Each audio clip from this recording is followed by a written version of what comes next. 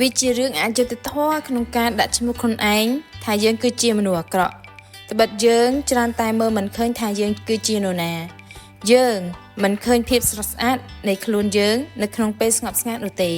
នៅពេលដែលយើងដេកលើគ្រែដេកស្រមុកដោយស្រុកស្រួលទ្រូងរបស់យើងកើនឡើងនិងធ្លាក់ចុះជាមួយនឹងចង្វាក់នៃដង្ហើមរបស់យើងដោយមិនដឹងថាព្រះគុណដ៏ស្ងប់ស្ងាត់ដែលយើងបានបញ្ចេញនោះទេយើងមិនឃើញខ្លួនយើងនៅក្នុងសេចក្តីរីករាយដ៏ស្ងប់ស្ងាត់នៃការអានសៀវភៅនោះទេនៅពេលដែលភ្នែករបស់យើងរំកិលទៅដោយការផ្ដោតអារម្មណ៍បញ្ចេញពន្លឺដែលយើងចង់ដឹងចង់ឃើញនិងពន្លឺនៃភាពរីករាយ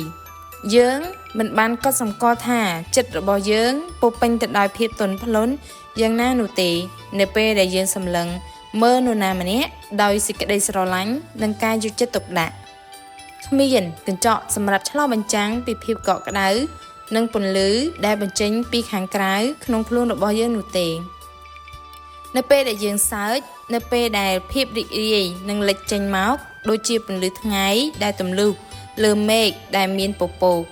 យើងមិនដែលដឹងថាយើងស្អាតយ៉ាងណាក្នុងគ្រានៃការបញ្ចេញមតិដោយខ្លួនឯងដោយមិនដឹងខ្លួននោះទេប្រសិនបើមានតែយើងអាចមើលឃើញខ្លួនឯងនៅក្នុងគ្រាដ៏ស្ងប់ស្ងាត់និងស្និទ្ធស្នាលនោះនៅពេលដែលយើងមានខ្លួនយើងពេញលេញនោះយើងនឹងយល់ថា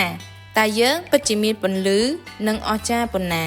ភាពស្រស់ស្អាតដែលលើសពីអ្វីដែលយើងគិតថាយើងខ្វះខាតអ្នកគឺស្រស់ស្អាតជាងអ្វីដែលអ្នកមិនធ្លាប់គិតមិនមែនដោយសារតែរបៀបដែលអ្នកបង្ហាញខ្លួនទៅកាន់ពិភពលោកនោះទេប៉ុន្តែដោយសារតែព្រលឹងរបស់អ្នកភ្លឺនៅពេលដែលអ្នកគ្រាន់តែជាខ្លួនឯង